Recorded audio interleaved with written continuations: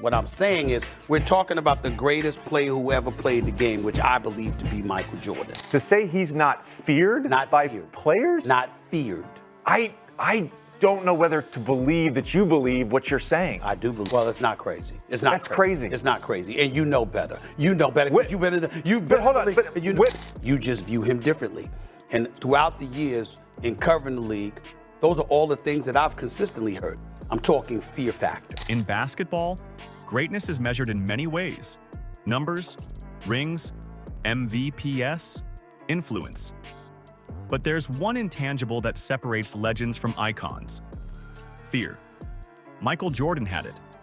Opponents knew before the tip-off that the game was already lost, not just because of his skill, but because of the aura he carried.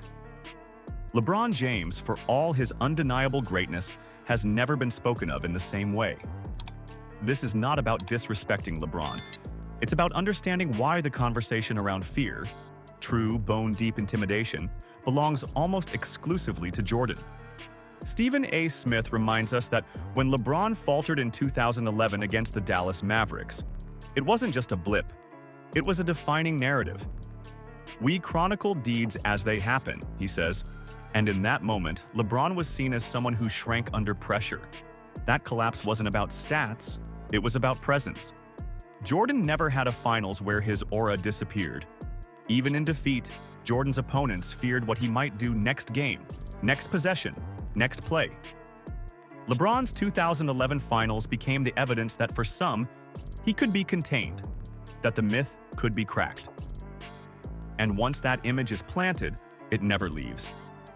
Players smell vulnerability, and that absence of dread, right at his peak, distinguished him from Jordan forever. We chronicle the deeds when they transpire. You know, when we looked at LeBron in 2011, when that happened, that's what we said at that particular moment in time. Smith follows with the idea that 5, 6, 8 years later, LeBron grew into his greatness. And he did. His redemption in Miami, his title in Cleveland, his dominance in Los Angeles, all proof of a player who evolved after adversity. But here's the key difference. Jordan didn't need years of public failure to prove he could handle the moment. By his first finals, Jordan was already the storm, already commanding respect through dominance.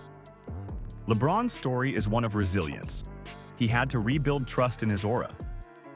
But when fear is absent at a critical moment in your legacy, even growth doesn't rewrite that first impression. Fear isn't just earned later, it's established early. Jordan struck terror from the jump. LeBron inspired awe, not fear. 5, 6, 8 years. At that moment, what you said, what I said, what we all said was accurate. And then he grew and showed his greatness. Smith pushes further, pointing out that LeBron's 6 finals losses mean he had opportunities Jordan never needed to answer. Jordan never let it reach that point. 6 finals, 6 wins. 6 finals, M5PS. For LeBron, those losses weren't just setbacks. They became proof for skeptics that he was vulnerable, that the fear factor could be cracked. A great player losing doesn't erase their greatness, but it does affect their aura. Jordan's perfection in the finals meant the myth was untouched.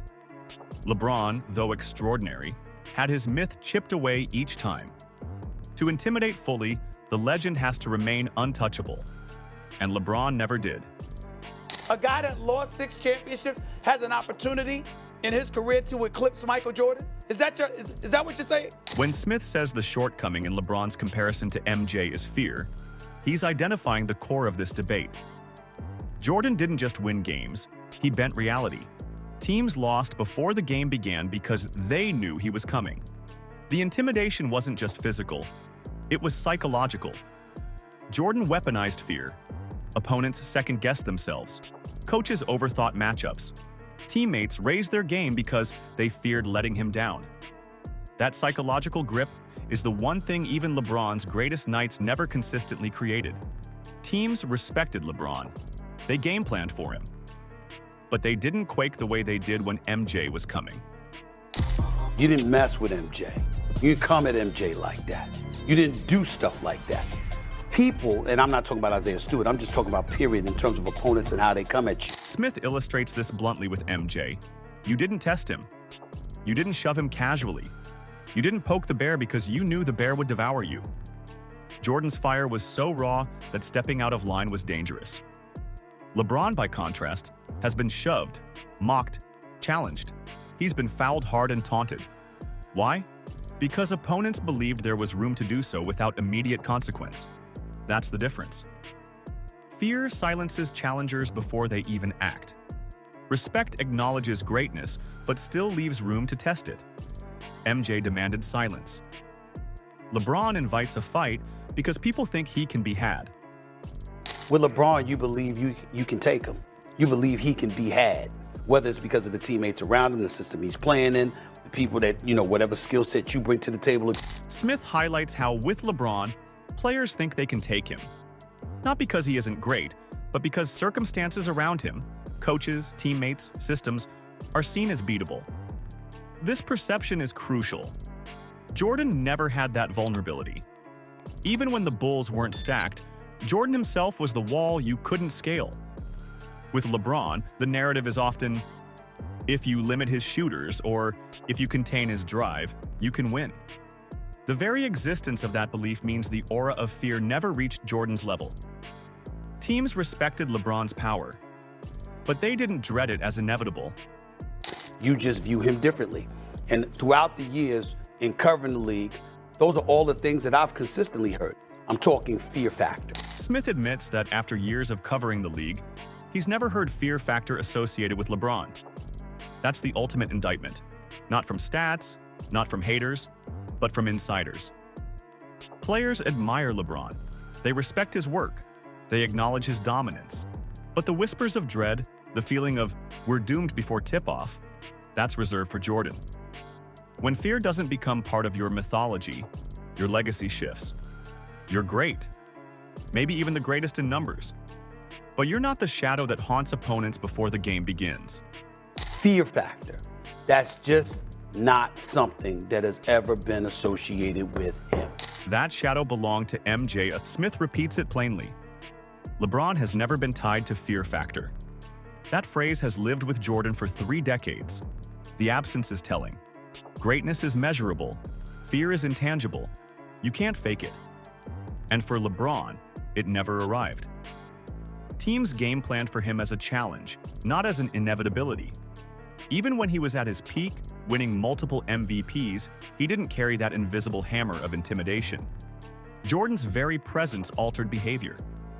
LeBron's presence drew respect. Those are not the same thing. Played against LeBron. I played against LeBron for 15 years. You fear what he can do. Listen, you fear what he can do to you on the basketball court because nobody could ever question the greatness. To say he's not feared by players? Not feared.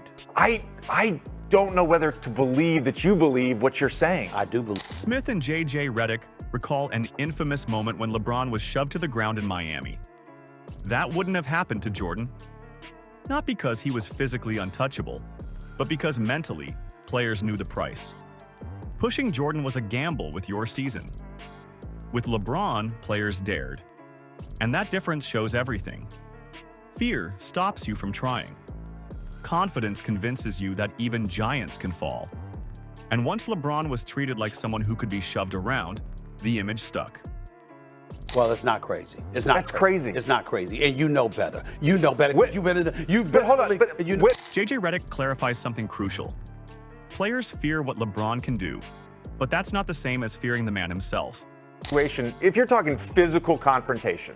No, I'm not. Listen. Physical confrontation. Listen. Whoa. No one questions LeBron's greatness. His size, skill, and vision are unmatched.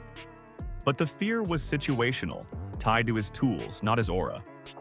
With Jordan, it was holistic. You feared his game, his will, his legend, his wrath. Redick's words show the subtle difference. LeBron is respected as a force, but Jordan was feared as a conqueror. That's why only one of them has fear factor cemented in their legacy. What I'm saying is, we're talking about the greatest player who ever played the game, which I believe to be Michael Jordan. Smith closes by contrasting eras. He spoke to legends, Isaiah, Dr. J, Kareem, Magic, who all affirmed that the 80s and 90s were a culture of fear. Stars respected each other, but certain names Jordan chief among them, were untouchable. That culture never extended to LeBron.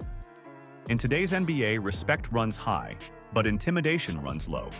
It's not just about LeBron, it's about the era. But when we compare across generations, this is where Jordan's edge remains. He was the player who carried the culture of fear with him, an aura that belonged to only a select few in sports history.